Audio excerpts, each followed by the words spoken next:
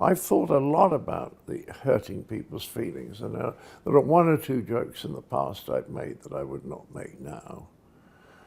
But by and large, I think, provided it's fundamentally affectionate, it doesn't matter if you are rude, critical, or tease people. That's a really brilliant insight. As long as it's fundamentally affectionate. Fundamentally, or another way of putting it, if people know that you're not actually being disrespectful. That's right. If you're respecting the other human being. It's very hard making jokes about Trump for that reason, because it's very hard for me to feel affectionate. You highlight another problem, of course, there, though, and that is, so you can play to the audience who want to hear what you've got to say. Yeah. Whereas actually, a lot of the people who need to hear what you've got to say, who need to have their ideas put on the spotlight, bit of sunlight on it, they don't have to. They can self-censor, or it's not on television.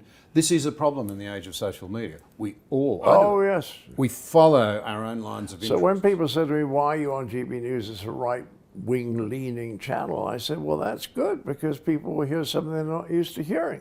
Well, that's good on that channel. Yes. And on social media, though, people will follow. And of course, the tech giants, they all set it up. So if you're interested in talking to John Cleese, I'll have a whole lot of people who think like you do or agree with you, rather than contesting your ideas. That's the problem, isn't it? It's a big problem. Well, I don't know what you do about it, except you say to young people, you must try and broaden your mind and not narrow it.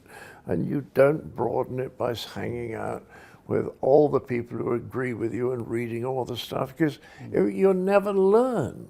Learning is about discovering, oh, I'm not right on that. Reading Jonathan Haidt affected my views on a lot of this stuff, because I saw how certain communal values were more important than I used to think.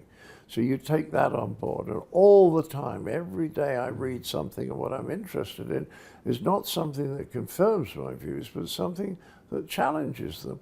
And that makes me think. And I said, oh yeah, I hadn't thought of that angle. So you're constantly learning, and the people who are any good in their jobs are the ones who are constantly learning, and the ones who think, I am now good enough, I know it all. Yeah.